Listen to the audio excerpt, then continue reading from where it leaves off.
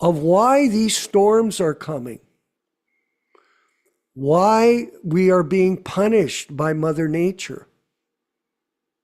There's no answer. The government doesn't say, God has rules. If you break these rules, you'll suffer. Yes, you will. Whether it's personally or, in this case, collectively, collective karma. And this is very unfortunate. And Prabhupada speaks about it in India. In a lecture, he says, and now these politicians, he says, they're allowing this sale of meat, the slaughtering of the cow in India. And he goes, and this is very unfortunate for this, because India is the land of dharma, of spiritual life.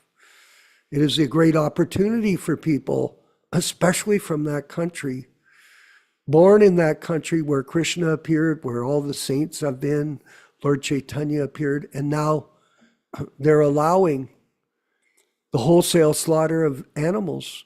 And probably go, this is very unfortunate that we have to be ruled by such rascals, he goes. So the modern world is in chaos and turmoil. There are wars, there are hurricanes, there's Adi Bhautika, Adi Devika, Adi Atmaka, Nilesh, all these threefold miseries. There's sevenfold miseries: birth, death, disease, old age, the miseries caused by other living entities in the form of wars, the miseries caused by the material nature in the form of natural disasters like we saw, unfortunately, in your state there, terrible. And the miseries caused by one's own body and mind. Yes, we are suffering constantly. The mind, as we were reading earlier in the Chaitanya Charitamrita, in the 5th chapter here, I think we're still in the purport, Prabhupada's talking about the velocity of the mind, how fast it moves. The velocity, he refers to the velocity of intelligence, and thirdly, the velocity of the soul, and how quickly it can travel. So these are subtle sciences, and the mind is very difficult to overcome. Of all the senses, the mind is the most difficult and hard to control, or actually the tongue, but then the mind becomes affected. It's the center of all the activities. It's the sixth sense. So conquering the mind, overcoming the modes of material nature, becoming fixed in devotional service, taking shelter of a bona fide spiritual master, and staying steady and determined throughout your entire life. This is, of course, the business of a devotee, a real devotee. Staying true to Srila Prabhupada. You know, nowadays, and I'll finish up, anarchy is all pervasive, whether it's in the human society or in the spiritual societies that we're in, where everybody's on their own. Yes, we're seeing that, especially in the Vaishnava communities that we're dealing with, the Ritviks, the Prabhupada Nugas. I don't know where that name came from anyway. Doesn't matter. I get the idea. Yeah, we're followers of Prabhupada, but really, we're all disciples of A.C. Bhaktivedanta Swami. That's our position. And that's why our society, our group, we're not institutionalized. We do associate, Prabhupada Disciples Association, to get an opportunity to share the study. And we're so fortunate, Nilesh, as you know, to have some godbrothers with us, like, for example, our godbrother Yashodanandana Prabhu, who's extraordinary memory.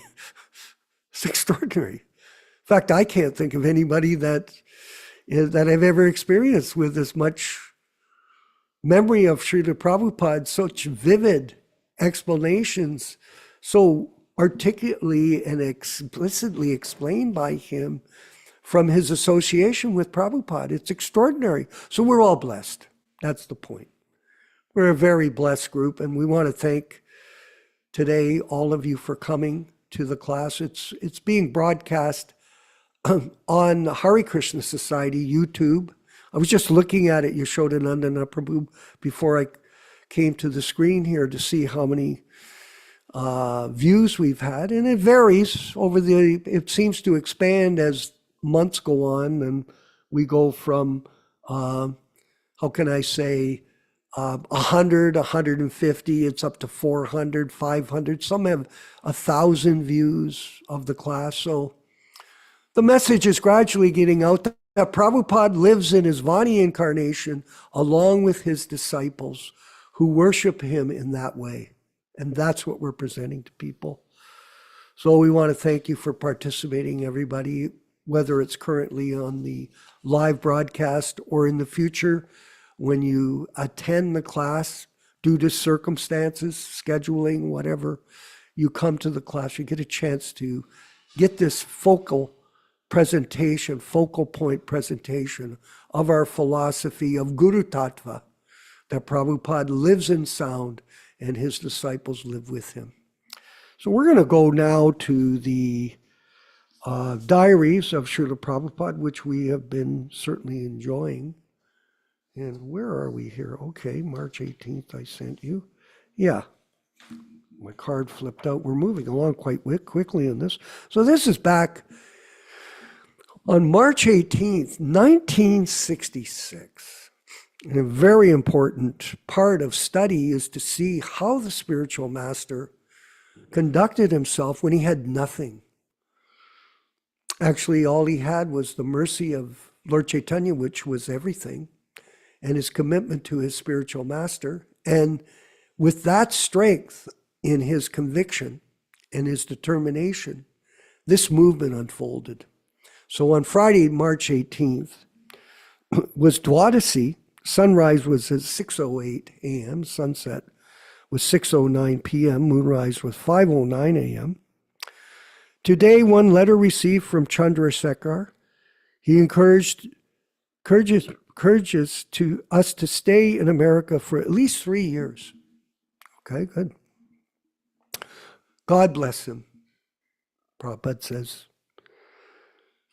There is some good sales of Srimad Bhagavatam, he reports. Oh. So Prabhupada's constantly selling books. Beautiful. 2 letters posted as follows. 1 letter to Padmanpat Singhayani. 1 letter to Srimati Sumati Maharajji. Dr. Mishra made bad remark on Tilak in Kanti. So this is the fellow that has the Ananda Ashram, everyone. Prabhupada makes a note of that. He commits offenses. I don't know when he will come to his real sense. So he writes this down in his diary. No expenditures and income by contribution, $4. Tonight, 5 ladies and a gentleman attended the meeting from 7 p.m. to 9:15 p.m. and 15-minute talks, kirtan and lectures on the Bhagavad Gita were performed. Saturday, March 19th. Is that St. Patrick's Day? Is that? I don't know. Triodasi, sunrise 6:06 a.m., sunset 6:11 p.m., moonrise 5:33 a.m. Prabhupada's clocking the movement of the sun. Today I was to go to ashram, but Yolanda did not go, so I could not go. I prepared a tape record of Chintamani. We've all heard that. That's amazing recording, huh? Income $1 with no expenditures. Sunday, March 20th, Chaturdasi and Amabasya. Sunrise 6:04 a.m. Sunset 6:12 p.m. Moonrise 5:56. Sets. Some 4 gentlemen and ladies came to see me. We talked for some time. They have given their addresses. Prabhupada's following up. No income and no expenditures. She took addresses. I have an interesting story I'll relate in my little section after the class about giving out information to people and how it might benefit them. Monday, the 21st of March, sunrise 6:02. Oh, there, thank you. Yeah, I see you went to, okay, we've got the picture there. You can show that picture if you want. This is Prabhupada, a picture in New York at his room where his desk is. Sunrise 6:02 a.m., sunset 6:13 p.m., moonset 5:44.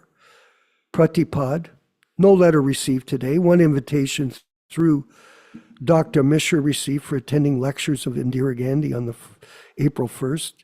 If somebody takes me, then I shall go. I distributed prasadam to all at Dr. Mishra's apartment. So he was cooking up there. In the evening, there was a meeting, 5 ladies and gentlemen. 5 people attended. Gita explained about individuality of living entities. The income was $2 and there was no expenditures. Tuesday, March 22nd. Sunrise 6 a.m., sunset 6:14 p.m., moonset 6:48. Dvicha. 2 letters received as follows, one from the mayor's office, New York City, and one from the United States Navigation. Regarding the Jaladuta, one letter to the United States Navigation replied, in the evening, 2 gentlemen and a lady came, discussed for some time, and there was no income and no expenditures. Could be discouraging. Wednesday, March 23rd, 1966, sunrise 5:58 a.m., sunset 6:17 p.m., moonsets 8:59 p.m., Tritiya. One letter of mayor's office replied, informed him that I shall wait to see Mr. Lindsay till he is free to talk with me. One letter received to the Director Library of Congress, Washington, D.C., asking for library card number of my Srimad Bhagavatam. So he's moving ahead very intelligently. Jones paid me a $5 contribution. Thanks, he says. He writes it in the diary. In the doctor's apartment, there were 10 to 11 members, and I cooked for them all. So that's Dr. Mishra upstairs on the 7th floor. Today's meeting, only 2 gentlemen attended, therefore I did not record the speeches. No expenditure. So we're seeing the pace here. Thursday, March 24th, sunrise 5:57, sunset 6:18 p.m., moonsets 10:07 p.m., Chaturthi.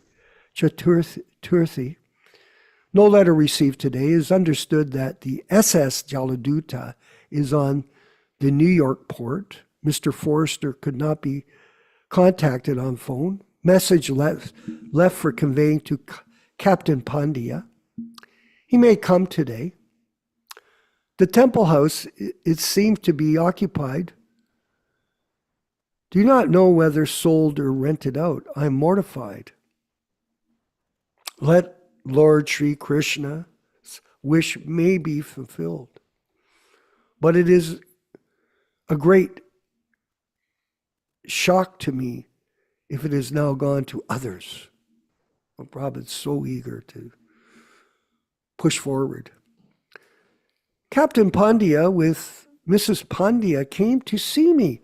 They are happy and I was so pleased to see them. They will come tomorrow again. I have instructed him to see Srimati Maharajji in Bombay and talk with her about my letters.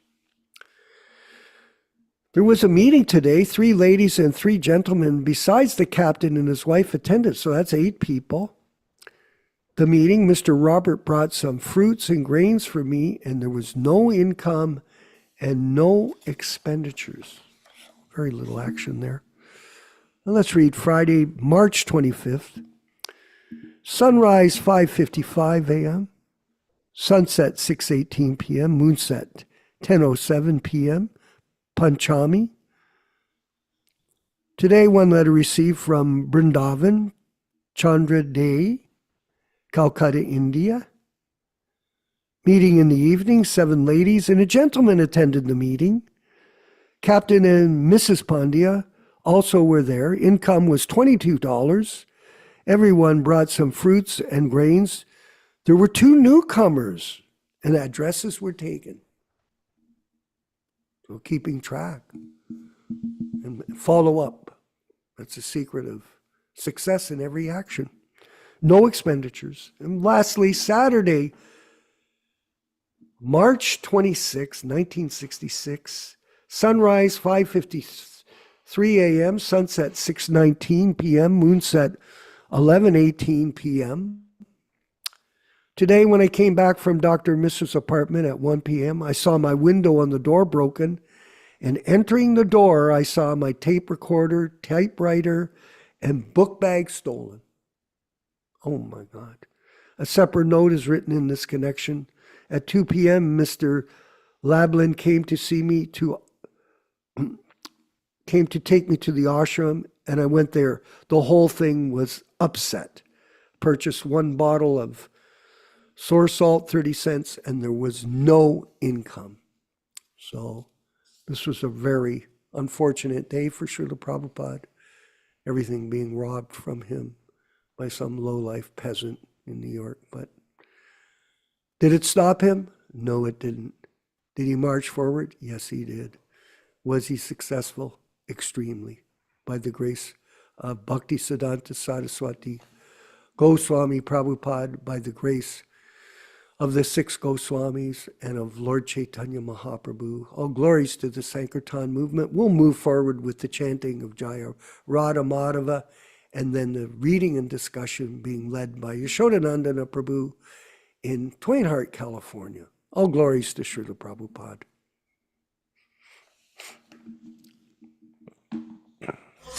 Jaya Radha Madhava Kunja Bihari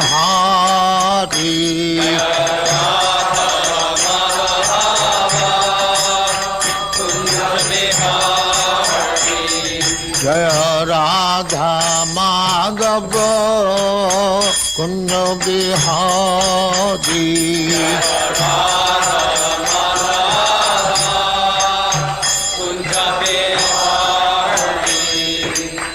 Yashodanandana Brajajana Ranjana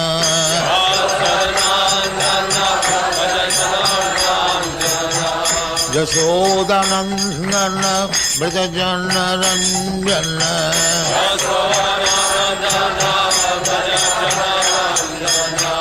Jamuna Tira Banachari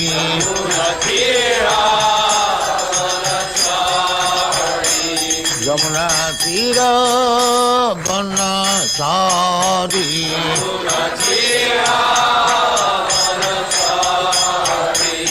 Jaya Radha Madhava Kunja Bihari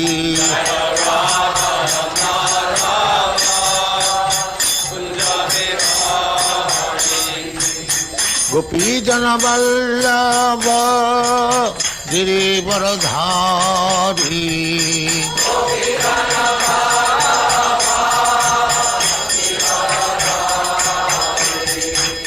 Gopi Jana Vallabha Girivardhari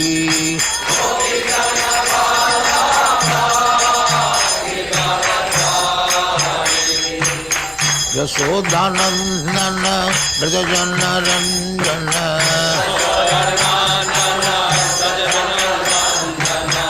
Yashodanandana Brajajana Ranjana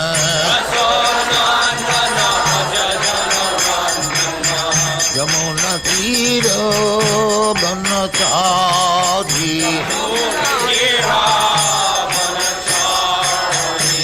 Yamuna Tira Banachari Jaya Radha Madhava Kunja Bihari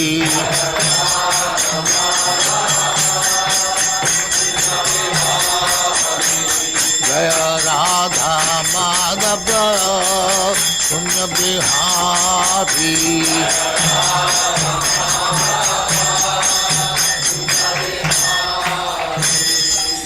Jai Amrita Paramahansa Parivrajagasacharya Sattva Smadhati Siddhanta Saraswati Goswami Bhagavad Ki Jai. Ananta Koti Vaishnava Ki Jai. Namacharya Shri Haridas Thakur Ki Jai. Prem se kaho Sri Krishna Chaitanya Prabhu Nityananda Shri Advaita Gadadhar Shivasari Gaur Bhaktivinoda Ki Jai. Shri Radha Krishna Mo Gopinath Sam Khand Radha Khand Giri Govardhan Ki Jai. Vrindavan Dham Ki Jai. Navadvip Dham Ki Jai. Ganga Mai Ki Jai. Jamuna Mai Ki Jai. Guru Dwarka Dham Ki Jai. Swami Bhaktivinoda Ki Jai. All glories to their Summit. All glories to their Summit. Thank you very much. All glories to you, Sri Prabhupada. Glories to you, Prabhupada. Om Namo Bhagavate Vasudevaya. Om Namo Bhagavate Vasudevaya. Om Namo Bhagavate Vasudevaya. O my Lord, Sri Krishna, the son of Vasudeva, the all-pervading personality of Godhead, I offer my respectful obeisances unto you from Srimad Bhagavatam 1:1:1.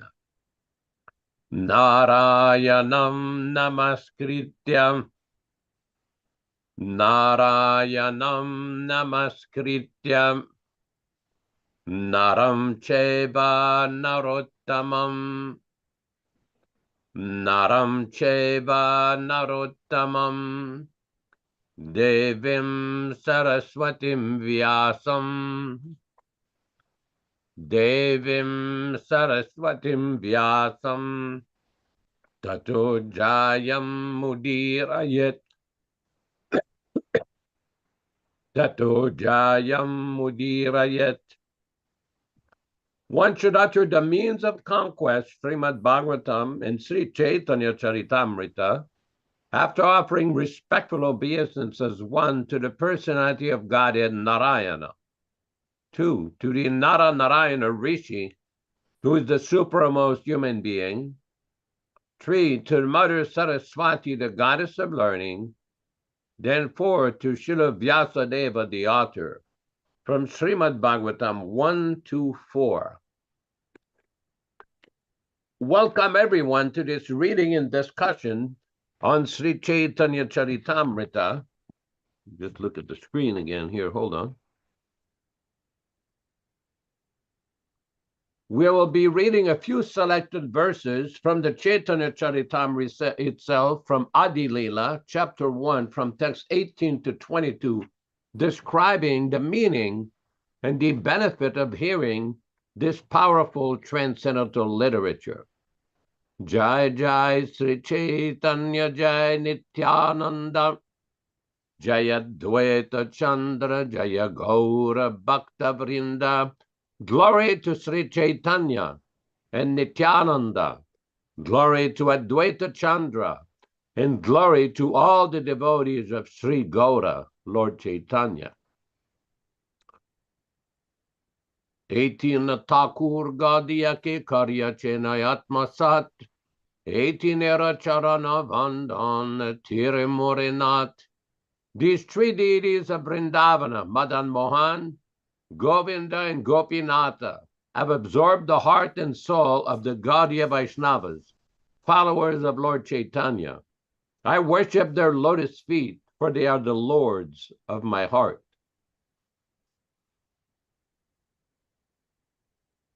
Granter Arambi Karimangala Charana Guru Vaishnav Bhagavan Tinera Smarana. In the beginning of this narration, simply by remembering the spiritual master, the devotees of the Lord, and the personality of Godhead, I have invoked their benedictions. Tinera Smaranayai Vignavinashana Anayasayai Nijavanchita Purana. Such remembrance destroys all difficulties. and very easily enables one to fulfill his own desire. Grantera Rambi Karimangala Charana Simangala Charana Itrivida Prakar Vastu Nirdesha Ashirvada Namaskara. The invocation involved three processes: defining the objective, offering benedictions, and offering obeisances. We will proceed with our reading. Today we are still reading from Chaitanya Charitamrita Adi Leela, chapter 5, text number 32. Chintamani prakara sadmasu kalpabriksha laksha vriteshu surabirabi palayantam Lakshmi sahasrashata sambrama sevyamanam Govinda Purusham tamaham bhajami. I worship Govinda, the primeval Lord, the first progenitors, who is tending the cows, yielding all desires in abodes built with spiritual gems and surrounded by millions of purpose trees. He is always served with great reverence and affection by hundreds and thousands of goddesses of fortune. I believe we are on the purport on page, I don't know exactly, I think I have page 391 in the bottom of the page. Prabhupada explains, a purified materialist who has performed many sacrifices, undergone severe penances, and given the major portion of his wealth in charity, can reach such planets as Dhruvaloka, and if he becomes still more qualified there, he can penetrate still higher orbits and pass through the navel of the universe to reach the planet Maharloka, where sages like Bhrigu Muni live. In Maharloka, one can live even to the time of the partial annihilation of the universe. This annihilation begins when Antadeva, from the lowest position in the universe, produces a great blazing fire.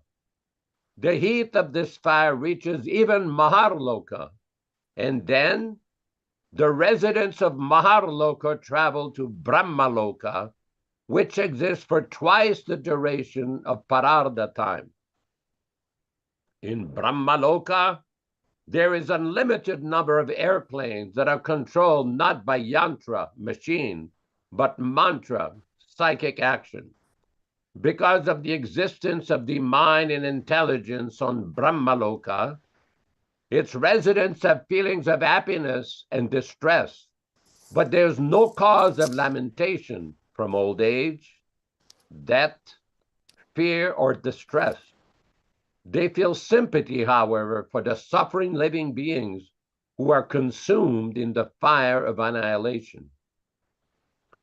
The residents of Brahmaloka do not have gross material bodies to change at death, but they transform their subtle bodies into spiritual bodies and thus enter the spiritual sky. The residents of Brahmaloka can attain perfection in three different ways.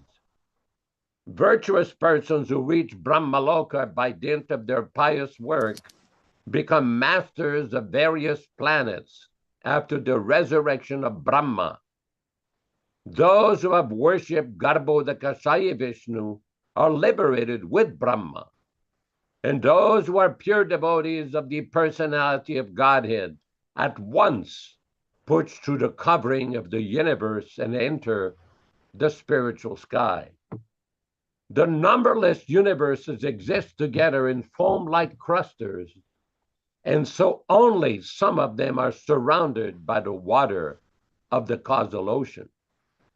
When agitated by the glance of Karanodakshayi Vishnu, material nature produces the total elements, which are 8 in number and which gradually evolve from finer to gross. A part of ego is the sky, a part of which is air, a part of which is fire, a part of which is water, a part of which is earth.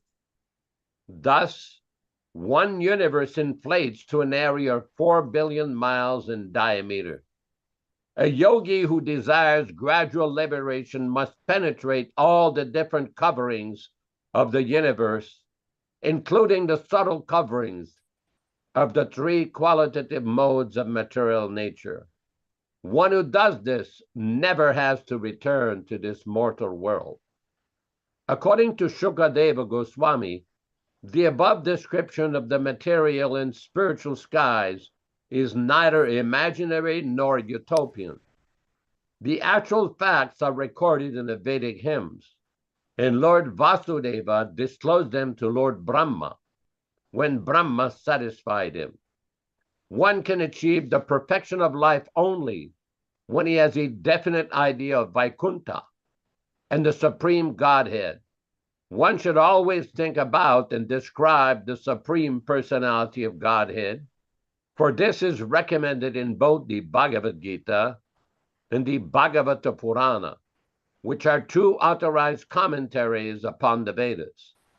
Lord Chaitanya has made all these subject matters easier for the fallen people of this age to accept, and Sri Chaitanya Charitamrita has therefore presented them for the easy understanding of all concerned.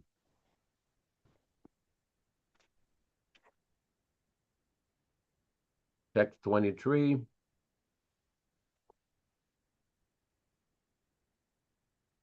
Mathura Dvarakadya Nijarupa Prakashiya Nanarupe Vilasaye Chaturvya Hoina Mathura in Mathura, Dwarakaya in Dwaraka, Nijarupa, personal body, Prakashiya, manifesting, Nanarupe, in various ways, Vilasaye, enjoys pastimes, Chatu Vyuha Ayana, expanding into 4 wonderful forms.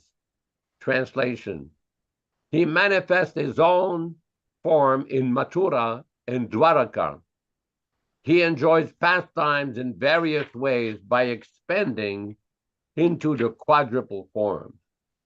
Om Ajnana Timirandasya Jnananjana Shalakayam Chakshurun Militam Yena Tasmai Shri Gurave Namaham Nama Om Vishnupadaya Krishna Prestaya Bhutale Srimate Bhaktivedanta Swamin Niti Namine Namaste Saraswati Deve Gauravani Pracharine Nirvishesha Shunyavadi Paschatya Deshatarine Bhakti Siddhanta Shishyaya Bhakti Vedanta Namine Prasannaya Prashantaya Tasmai Shri Gurave Namah Bhagavad Vandanam Khadyam Guru Vandana Purvakam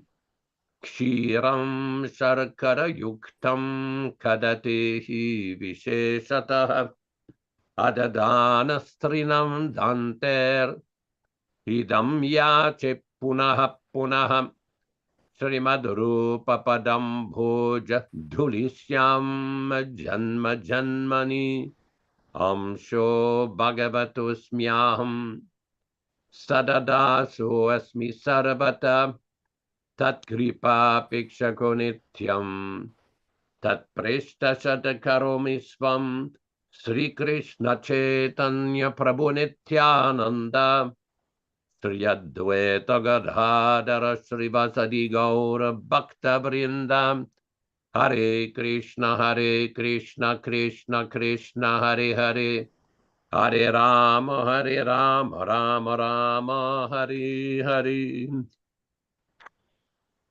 Srila Prabhupada in this purport is describing, continuing his description of the spiritual world. Now, it's important to understand that various type of practitioners can reach the spiritual world, as Prabhupada describes in the purport. But no one can enter there without being purified. And there's a process. The Bhagavad Gita describes the process. It is not complicated to understand. It's a matter of qualification. Just like in order to become a dental surgeon, a person cannot say, well, I took a high school course about anatomy and biology. I understand the structure of the mouth. I understand a few of the nerves. So let me go do some complex dental surgery. It doesn't work that way. One has to get the proper training. One has to pass the course. One has to go to university or college, study under some experienced, eminent professors, pass the tests gradually to graduate. Then one has to practice for some time. And then one can perform dental surgery. It is not that anybody and his brother can decide all of a sudden, okay, let me open a shop and open people's mouth and practice surgery. That is not allowed. Similarly, in order to enter the spiritual world, Krishna describes in the Bhagavad Gita, Yesham tvantagatam papam jananam punyakarmanam, that one has to finish all sinful activities, all vikarma, all bad karma is to be finished. Nadeva deva marchayet. One cannot worship the Supreme Godhead without being purified himself. That is why in the Vedic system, there's a system of samskaras, purificatory ceremonies, by which one can gradually purify his existence. And in Kali Yuga, it is made especially simple by the mercy of Sri Chaitanya Mahaprabhu. Now, somebody this week asked me the question, we've been asked that question several times, why is it that you and Vishwakarma spend so much time on these diaries? Well, this is not just the diary of an ordinary person. This is the diary of an empowered person. Thank you, Prabhu.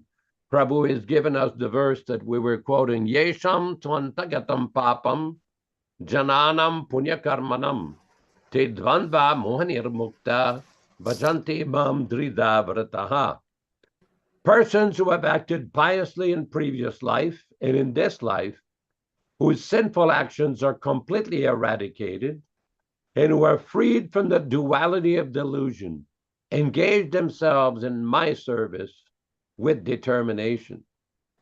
And Prabhupada explains in the purport, only those who have passed their lives in practicing the regulative principles of religion, who have acted piously and have conquered sinful reactions, can accept devotional service and gradually rise to the pure knowledge of the Supreme Personality of Godhead.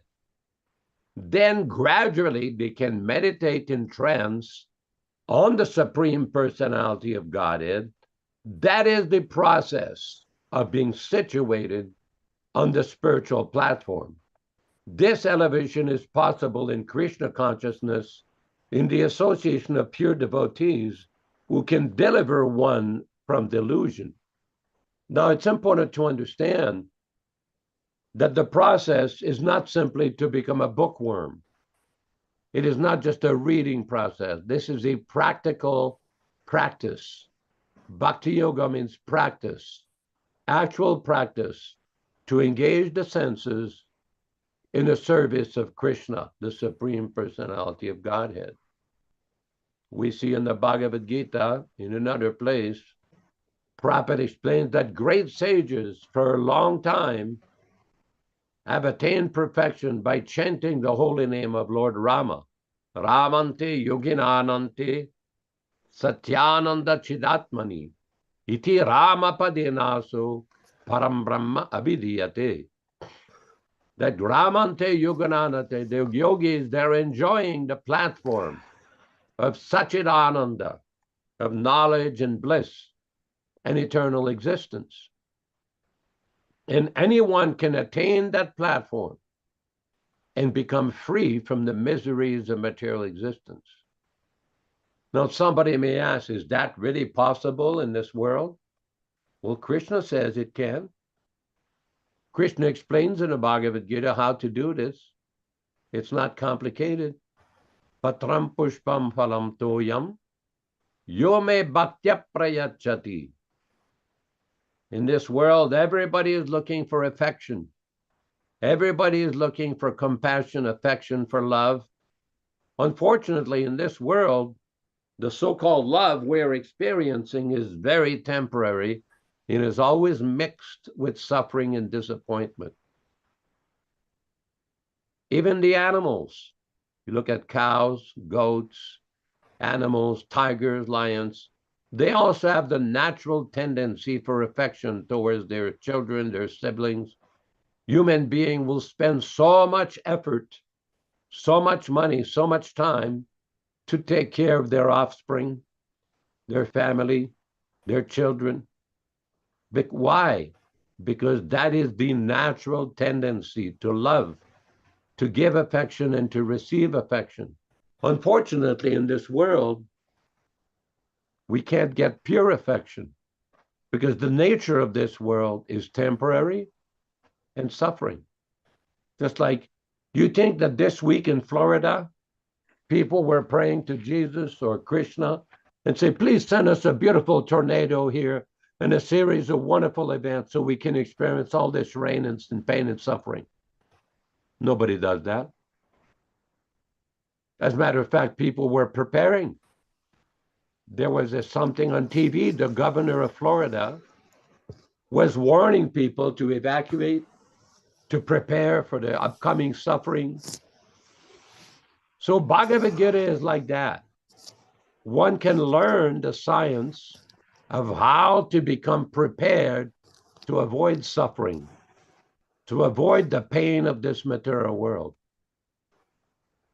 Bhagavad Gita describes there are 4 primary problems here: Janma, Mrityu, Jara, Vyadi, birth, death, old age, and disease. And how is this pain manifested?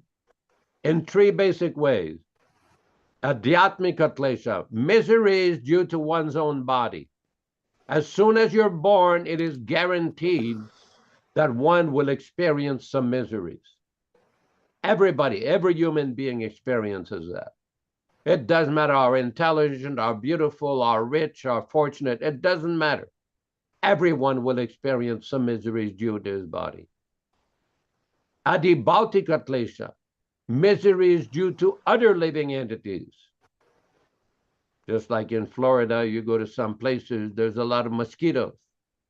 People who buy these houses, they sometimes have put these very large mosquito nets so they do not become chased and harassed by mosquitoes. Well, why is this? Does anybody want to be harassed by mosquito and get painful bites? No.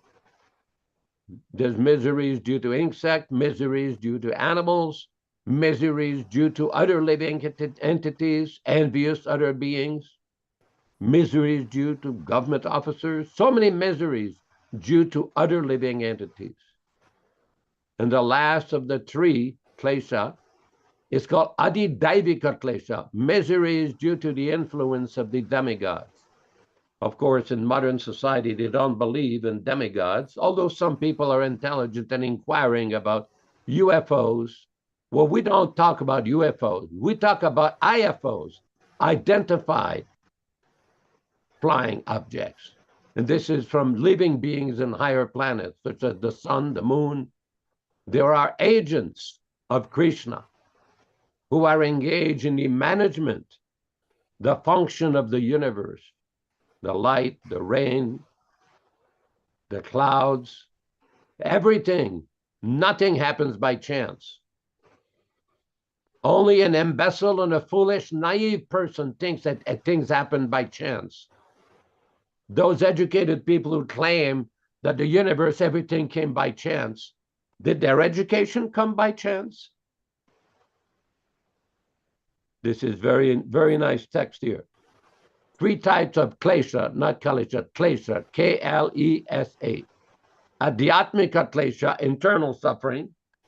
Adibautika klesha, suffering from external beings. Adidaivika klesha, sufferings from divine or cosmic forces. Although we may not be able to see these persons, just like in Florida 2 days ago or yesterday, that hurricane made a landfall. Now, that hurricane is pretty powerful. No one can stop it. Even if somebody, let's say in Tampa, there's some people that are very wealthy, very rich. Can they say, I'm going to stop the hurricane? The hurricane can't come here. No, you don't have that power. And this is the influence of Adidaivika Klesha. The combination of Indra sending the rain, Vayu sending the demigod in charge of the wind. But this also is due to people's karma. When human beings unnecessarily kill animals, there is karma. There is reaction in the form of war, pestilence, famine, suffering. There is no need for human beings to unnecessarily killing animals, especially cows. But some foolish people think, oh, it says in such and such scripture, the animals have been put here for us to enjoy. No, that is not. That is a misinterpretation. That is a concoction. Human beings can eat very healthy with grains, fruits, vegetables, milk, all different kinds of healthy combinations. No need of this slaughterhouse business. No need of this crazy, insane, unnecessary suffering inflicted upon the animals. This week, somebody sent me a video on YouTube. They're showing a calf running towards the cow.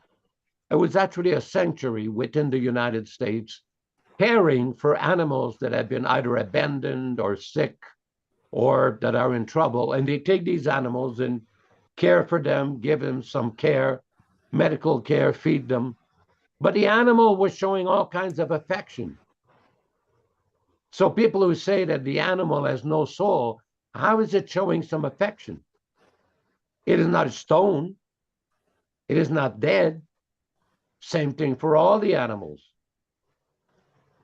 Somebody else sent me an interesting video of a little tiger cub that is going to his mother and embracing the mother, and the mother is reaching for the baby, giving him some affection. This idea that the animals have no soul is simply a false justification for unnecessarily killing the animals. One should respect all living entities and not unnecessarily kill any animals, especially the cow, because the cow gives milk, which is very valuable for human society. Even the stool of the animal can be used for fertilizer, so many things. But because of a barbarian, nonsensical attitude, people think, oh, I should kill the animals. They say you need it for protein. That's bogus. That's nonsense. You can eat very healthy with all kinds of grains, all kinds of fruits, vegetables, milk. It is not difficult. One has to grow up of the barbarian, outdated mentality of unnecessary animal killings. It pollutes the environment. It utilizes too much land for animal breeding, for fattening the animals. It is much more economically productive to use that same land to grow grains. But there is a method in human society to derive food. It is not necessarily to kill animals. That is a barbarian brute mentality, which creates all kinds of problems and bad karma. When the Vietnam War was there, devotees went to Prabhupada and asked him, why is it that so many Americans are being killed in this war? And Prabhupada's point, when you kill the animals, this is the karma. This is the reaction. And we see this in various places on the planet, various conflicts. People are asking, oh, you should support this side, support that side, support this country, support that country. But all of them are involved in animal killing. All of them are involved in producing bad karma. Therefore, the klesha, the adidevika klesha, suffering from divine curses, adibautika klesha, suffering from external beings, other human beings will come. If somebody understands that everything belongs to God, why they are fighting? Why don't they share the land, share the water? No, but because they have a defective mentality, a non-godly mentality. Therefore, these conflicts are there. And these conflicts have always existed in human society. So one should evolve beyond this narrow-minded mentality and take shelter of the Supreme Personality of Godhead by engaging in Harinam Samkirtana. Somebody may ask, well, why? What is the benefit of this Harinam Samkirtana? It will solve all problems. This is the prediction of Chaitanya Mahaprabhu. It is also described in the Srimad Bhagavatam, Kaler dosha nidhi rajan asti eko mahan gunaha. This current age is called the age of hypocrisy and quarrel, where on the slightest provocation there will be fighting. There will be fighting and discord. Therefore, it is described in the Srimad Bhagavatam, this age of Kali is an ocean of fault, dosha nidhi. Dosha means fault, nidhi means ocean. But simply by chanting the name of Krishna, Kirtanadeva Krishnasya, simply by chanting the name of Krishna, Mukta Sangha Parambrajet, one can solve all problems, both individually, within one's family, within one's community, within one's city, one's country, everywhere. All problems can be solved by taking shelter of the instruction of Srimad Bhagavatam, to chant the Maha Mantra, offer one's foodstuff to Krishna with love and devotion, and becoming familiar with the teachings of Bhagavad Gita, Srimad Bhagavatam. This will solve all problems. Thank you very much. Hare Krishna, Hare Krishna. Thank you, Yashoda, very much as well for your explanation of today's philosophy from our scriptures. And I thought it was interesting to note that you were commenting on people that want to practice dentistry, but if they're not properly trained, then they will hurt the patient. So it is a matter of getting the proper training from a bona fide professor of dentistry and applying yourself to learning it seriously, not whimsically. Otherwise, when you go out, if you are practicing dentistry but you didn't listen and you didn't have a qualified teacher, guess what, Nilesh? You wreak havoc to the patients that you have. You cause all kinds of misery. And I thought that was an interesting analogy in terms of guru. You go look for a guru, and that guru is misinformed about his position as servant of the bona fide spiritual master. It's due to his own false ego. It's due to his own personal ambition. It's due to his misconceptions of the purpose of life. And what does he do? He shares it with other people, and it confuses them. And this is called anarchy, complete madness. And this has entered into the ISKCON group at a very high level. And these people are unqualified to give initiation. They're unqualified to teach the philosophy.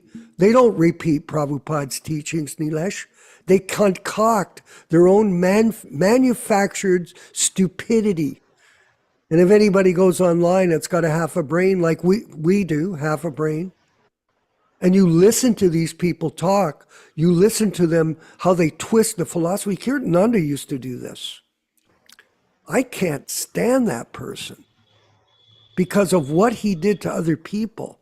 He would twist the philosophy distort it for their simplistic from their simplistic perspective, and exploit them, and they would do horrendous things, and he would do horrendous things to them. Oh, yes. And someone could say, well, that never happened. Yes, it did. It's you don't listen, you don't understand, you don't know what you're talking about. You're a neophyte. That's what you are. You're a neophyte. Now, someone will say, well, you can't say that. Yes, we can. Why? Because we've seen 1,000 neophytes. We have. We've dealt with thousands of people in this practice of Krishna consciousness. Someone, well, you're not qualified. I was listening to a tape, Nilesh, today. Prabhupada was speaking in New Vrindavan. And he goes, we should refer to each other as Prabhu. The people, oh. And he says, this is not a new thing. Prabhu is not a new thing. It means master. That's the meaning. And he said, you should offer respect to my disciple, Kirtananda. He uses him as the example at the time. You should offer respect to him because even though he's my disciple, he is helping you understand Krishna consciousness. Of course, we all know how that turned out. He wasn't. But Prabhupada was encouraging us to offer respect to each other. So it is important to be in association with quality people, people that have quality understanding, people that are quality students, and they learn carefully in association with each other what is the correct understanding of philosophy. And this is what you look for. You don't go look for some guy that puts a placard up, I'm a dentist and he's a butcher. That's what we're getting. The butcher gurus. They're killing people. Bhakti Vikash, Bhakti Vidyapurna, more pronounced. His deviant behavior for 20 years. And look what's happened with the current fiasco with Giriraj. What a sad thing. What are we sad about? Well, we're sad about the fact that he misled people in this process of Krishna consciousness without being honest. That's the sadness. Because people are sincere, they're looking for proper direction. But when they get misled, they become confused. And it's getting to the point, Yashodanandana Prabhu, where people have no respect for Prabhupada disciples, period. There's been so many fiascos. If you bring that up amongst the Gurukulis, the old ones that we know, and you bring up, oh, this guy's a Prabhupada disciple, oh, he's a goofball. The whole thing is a madness. So the whole thing is just fallen apart, basically. And this is very unfortunate. And that's why we're promoting the critical study of the books amongst each other. And we're conducting it in our classes, the critical study. We're critically studying the diaries. We've been reading the diaries progressively for 2 years. I think we've read them through 3 or 4 times. And we stay on it because we learn so much from the diaries about the character of a great person and how he handled his trials and tribulations, and how we can do it with our own efforts to try to please him and serve him. So that's a one section that you referred to, Prabhu, that I thank you very much. And I know Nilesh, he's a professor of this particular topic, so he can understand it very well from firsthand experience. And secondly, Prabhupada, I was listening to a talk, everyone, and Prabhupada was saying that if you simply chant Hare Krishna every day, if you listen to the holy name, then Krishna will bless you and you'll be able to understand everything simply by chanting Hare Krishna. Think about that. But then he qualifies it without offense. Prabhupada says you must chant without offense. You cannot disobey the order of the spiritual master. You cannot try to surpass the spiritual master by your so-called intellectual study of him and pretend you become a spiritual master in disciplic succession from the six Goswamis and Lord Chaitanya and Srila Prabhupada. This is completely atrocious. This is not the proper understanding. And I thought it might be interesting, Nilesh, if maybe you could bring up, were you able to find the 10 offenses in chanting?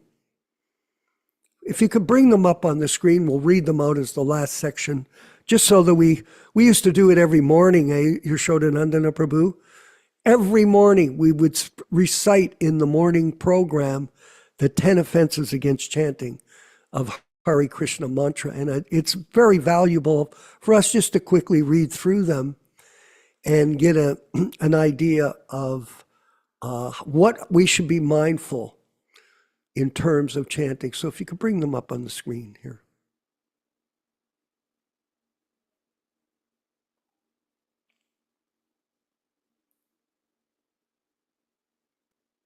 Were you able to find them, Prabhu? Yeah, there we go. Okay, to blaspheme the devotees who have dedicated their lives for propagating the holy name of the Lord. 2, to consider the names of the demigods like Lord Shiva or Brahma to be equal to or independent of the name of Lord Vishnu. 3, to disobey the orders of the spiritual master. 4, to blaspheme the Vedic literature or literature in pursuance of the Vedic version, like change the books. 5, to consider the glories of chanting Hare Krishna to be imagination. 6, to give some interpretation on the holy name of the Lord. 7, to commit sinful activities on the strength of chanting the holy name of the Lord. 8, to consider chanting of Hare Krishna one of the auspicious ritualistic activities offered in the Vedas as fruit of activities, karma kanda. 9, to instruct a faithless person about the glories of the holy name. And 10, to not have complete faith in the chanting of the holy names and to maintain material attachments, even after understanding so many instructions on this matter. Every devotee who claims to be a Vaishnava must guard against these offenses in order to quickly achieve the desired success. Remember that even if one feels they are being offensive, there is no need to stop chanting. By trying to chant sincerely and serving the spiritual master, we may be purified of our offenses and may be able to chant purely, chant Hare Krishna and be happy. Hare Krishna, Krishna Krishna, Hare Hare. Hare Ram, Ram Ram, Hare Hare. So just be mindful of those. And one last pastime I wanted to relate to all of you.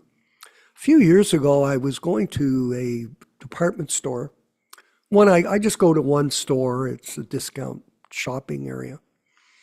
And I made friends with some of the staff over time, just casual friendship. And I have a card, I don't have it here, but it's a card I was giving out, Nilesh, and on the back it said for chant and be happy, and I gave the mantra on the back of my business card.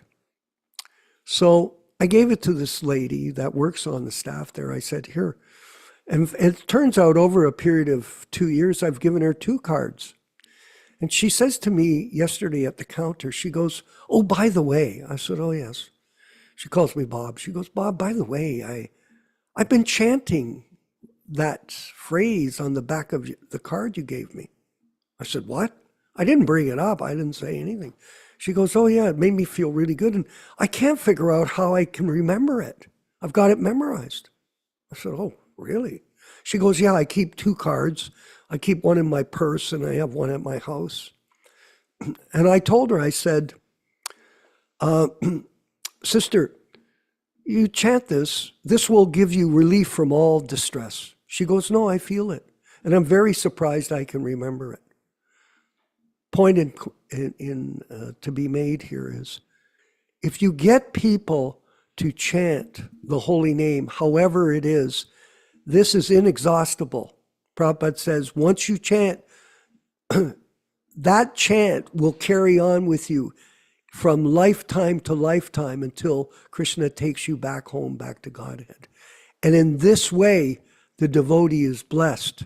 The devotee that gives that chant to others, they're blessed by Krishna, because we're giving other people the opportunity to get out of this entanglement, this prison house of material world. So I had no idea, Yashodanandana, that she had kept that card. I had forgot it completely.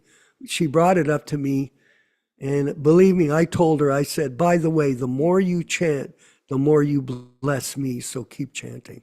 Hare Krishna. Yashodanandana Prabhu, please.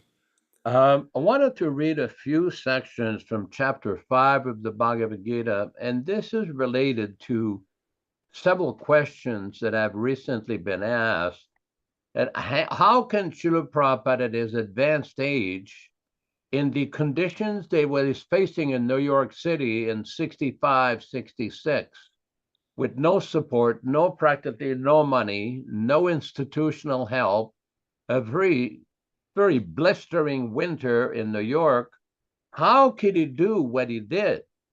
So I'm going to read, this is from chapter 5, text number 20. It helps us to understand Srila Prabhupada's position. This is text number 20. A person who neither rejoices upon achieving something pleasant, nor laments upon obtaining something unpleasant, who is self-intelligent, unbewildered, and who knows the science of God, is to be understood as already situated in transcendence. Now, text number 21 tells us, such a liberated person is not attracted to material sense pleasure or external objects, but is always in trance, enjoying the pleasure within. In this way, the self-realized person enjoys unlimited happiness, for he concentrates on the Supreme. And the next verse, text number 22, an intelligent person does not take part in the sources of misery, which are due to contact with the material senses. O son of Kunti, such pleasures have a beginning and an end, and so the wise man does not delight in them. When we look at the purport of this verse, Prabhupada is quoting that Sanskrit verse that I was relating, Ramante yoginanante satyananda chidatmani iti rama padinasu param brahma abhidhyate. The mystics derive unlimited transcendental pleasures from the absolute truth, and therefore the supreme absolute truth, the personality of Godhead, is also known as Rama. Hare Krishna, Hare Krishna. Thank you. We'll move forward with our panel. And I wonder if Dharma Bhavana in Dallas, Texas could make a few comments on today's discussion. Hare Krishna, thank you. Yeah, just a few comments. Yashodananda Prabhu was reading about the spiritual world. And a lot of times we read about the material world, the world of suffering and birth and death. But it's interesting how we hear now and then about, like, the universes are floating on the causal ocean. And some of the universes are actually not floating on it. They're kind of in a type of foam. So these little interesting things are helpful to help us aspire to that time when we were actually in the spiritual world and associating with Krishna in different rasas and ways and performing devotional service. And so I was just thinking along that way.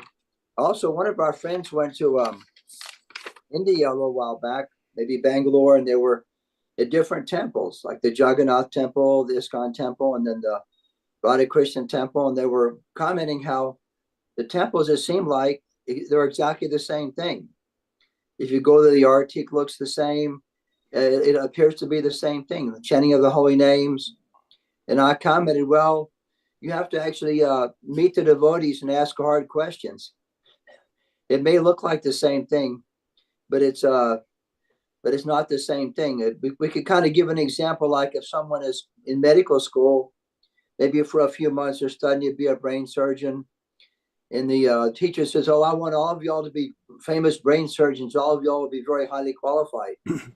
But after a few months, instead of going through the whole process and graduating, somebody gets a chainsaw and hammer and starts doing brain surgery just because they've been encouraged after a few months. It's not the same thing as someone who's trained for 8 or 12 years, who's really highly qualified and gone through all the exams and also gone through the trainings after you pass the exam. And so, but it's actually very different. But it's hard for somebody who goes to see, because the arctic looks the same. You have some deities and some flowers, and smells like incense, and it's kind of a beautiful atmosphere. But it's actually quite different, because unless one follows the instructions of the bona fide spiritual master, Prabhupada, the whole thing becomes kind of more or less mundane. So it's actually quite a bit different. So I just wanted to comment upon that. Thank you, Hare Krishna. That's very well spoken. In fact, we'll move further into the discussion, but I wanted to cite the example of San Diego, where our godbrother was going there, and the devotees that were doing the puja, or the offering, the one person that was claiming to be a Vaishnava, he was taking the pictures. There was like 35 or 40 pictures in the room of different gurus. And he was taking the picture of somebody, we don't even know his name, and offering pranams to that particular so-called guru, offering prasadam to him in the hope that it was going to be accepted in the disciplic succession. No. This Sahajiism is spread throughout the movement, and it, especially in the Vaishnava movement now in 2024. And this type of thing, like you said, everything looks superficially all right, but behind it, there's a philosophical confusion that has destroyed the credibility of the Sankirtan movement because of these bogus gurus. Terrible. And so this is going on in the name of the mission of Lord Chaitanya. And what can you do? Nilesh Shama, maybe you could further elaborate on the discussion.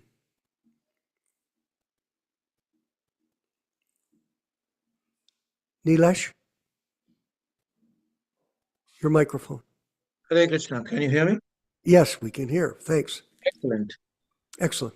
So it was very interesting to read the purports today and what Yashodanand Prabhu was talking about, that everybody's mind, everything is fresh about the hurricane. So I was just wanted to share something over here, Yeah. where if you look at Sanatan Dharma and what is the, who can we talk about the Sanatan Dharma? What can we relate to? This is what I kind of came about with, because we were discussing the same thing in our class, is that the deities and concepts related to hurricanes. You see, we have of course, the Vayu, the god of wind, Indra, the god of thunderstorms and rain, Varuna, the god of water and oceans, So we have these three main deities involved. But what was interesting when I read was even Rudra, Shiva, is a part of this. Why? Because now as we see the aftermath of the hurricanes, we see that the fierce and destructive aspect of nature. And this destruction is nothing but Rudra itself. In his fierce form, Rudra, an early form of Shiva, is associated with storms, winds, and destruction.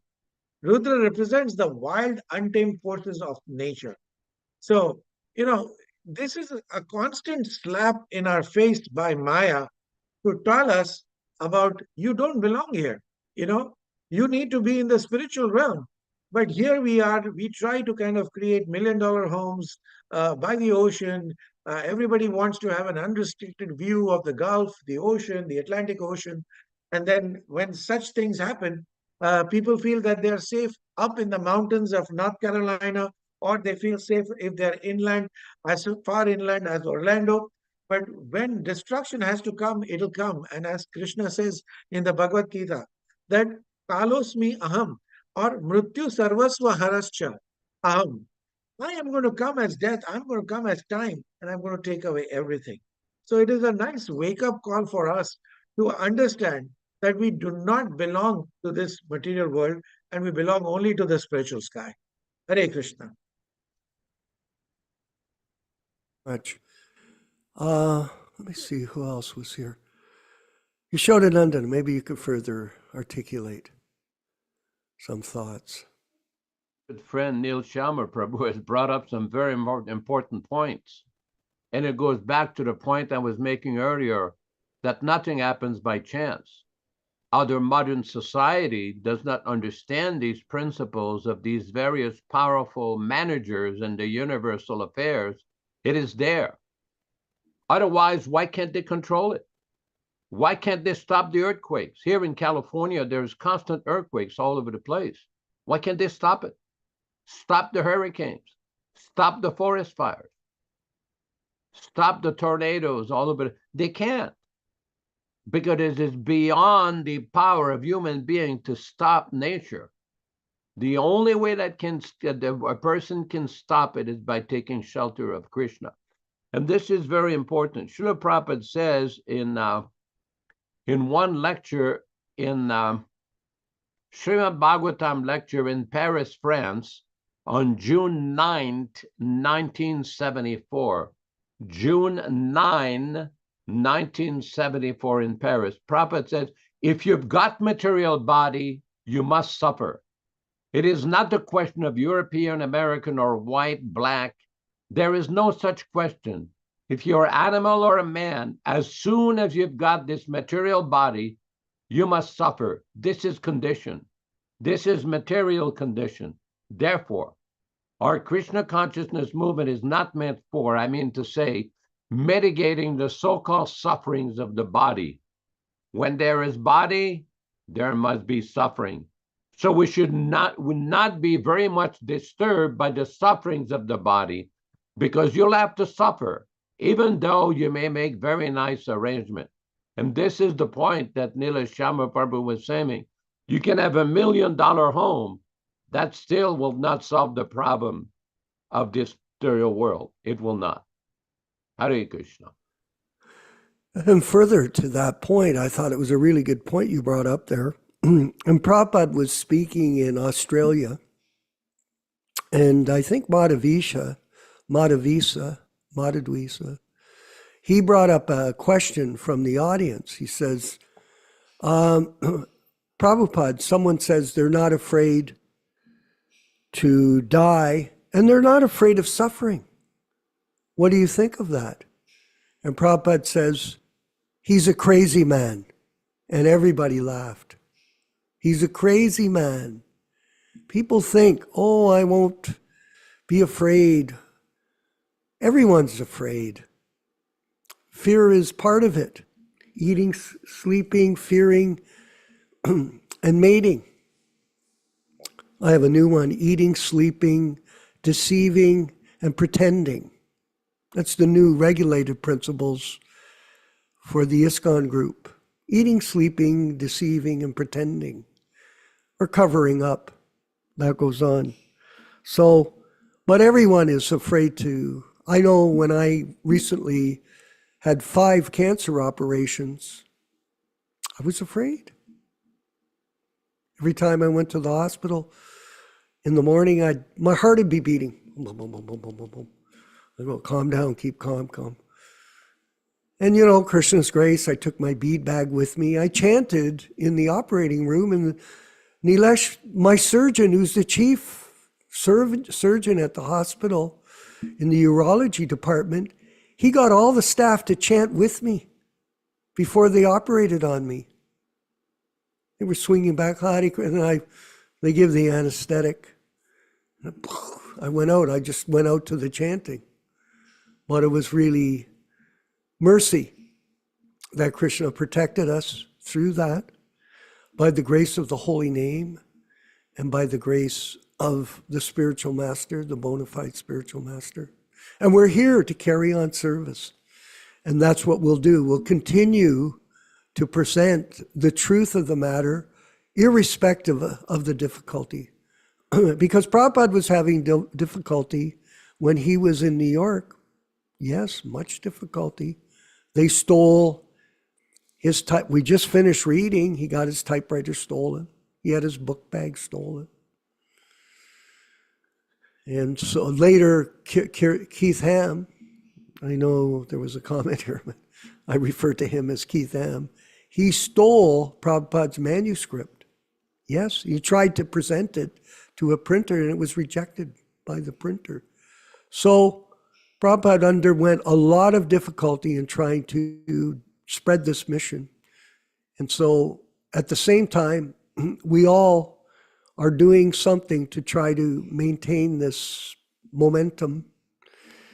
And there may be some difficulty, but what can we do? We're following the example, Nilesh, of Srila Prabhupada. He's teaching us, and we're getting the good association of all of us in these group sessions.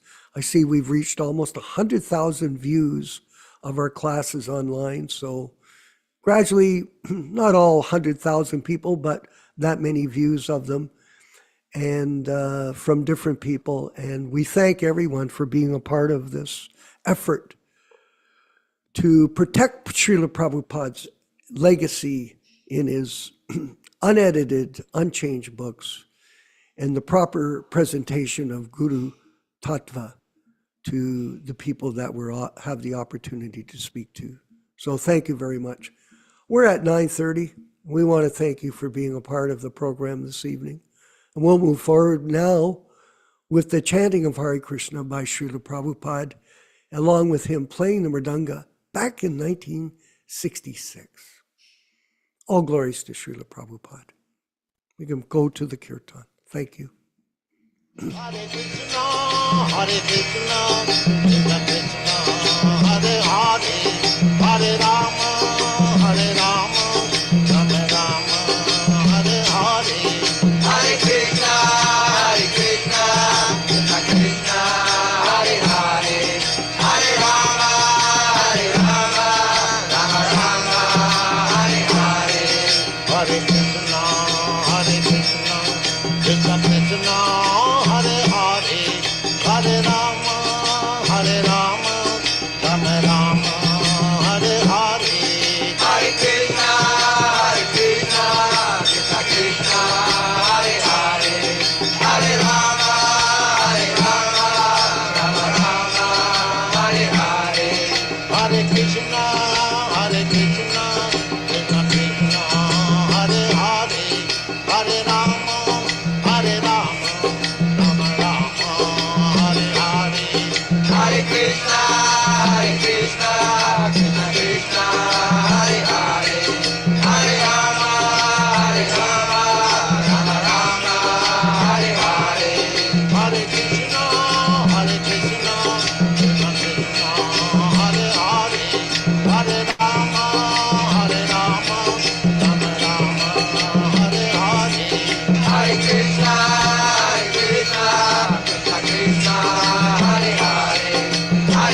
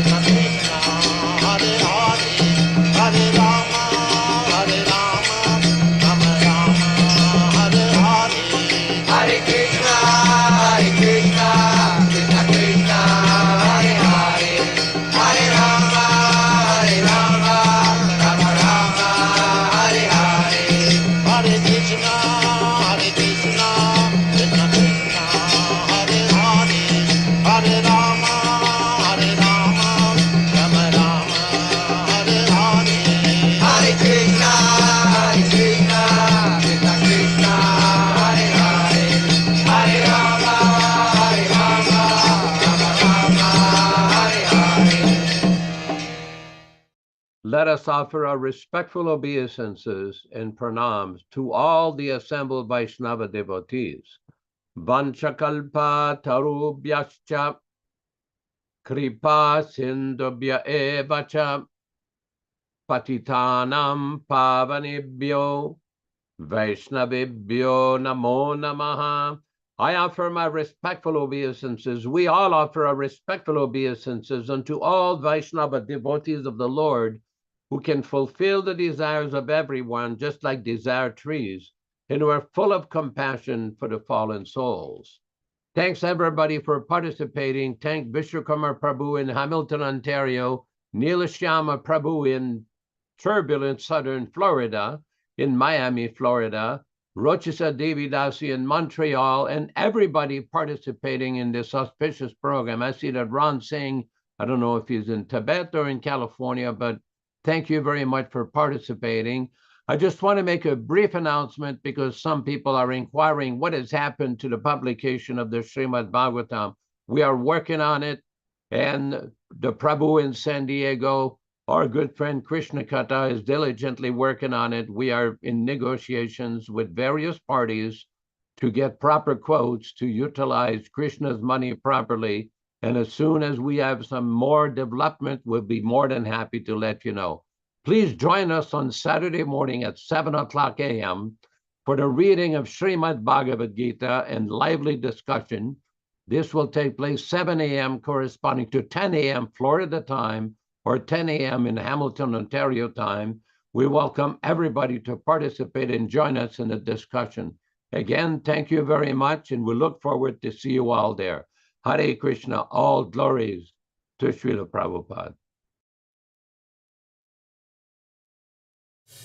Hare Krishna, Krishna Krishna, Hare Hare, Hare Ram, Ram Ram, Hare Hare. Hare Krishna, Krishna Krishna, Hare Hare, Hare Ram, Ram Ram, Hare Hare. Hare Krishna, Krishna Krishna, Hare Hare, Hare Ram, Ram Hare Hare. Hare Krishna, Krishna Krishna, Hare Hare, Hare Ram, Ram Hare Hare. Hare Krishna, Krishna Krishna, Hare Hare, Hare Ram, Ram Hare Hare.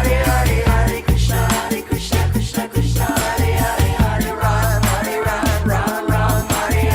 Hare Krishna, Krishna Krishna, Hare Hare, Hare Rama, Rama Hare Hare. Hare Krishna, Krishna Hare Hare, Hare Ram, Ram Hare Hare. Hare Krishna, Krishna Hare Hare, Hare Ram, Ram Hare Hare. Hare Krishna, Krishna Hare Hare, Hare Ram, Ram Hare Hare. Hare Krishna, Krishna Hare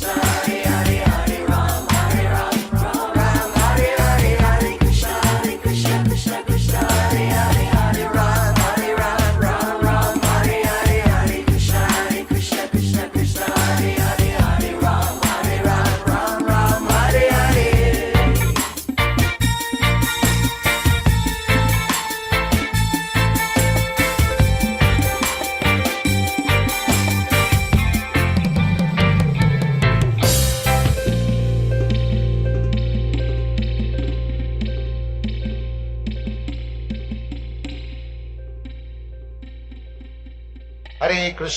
Hare Krishna, Krishna Krishna, Hare Hare, Hare Rama, Rama Rama, Hare Hare.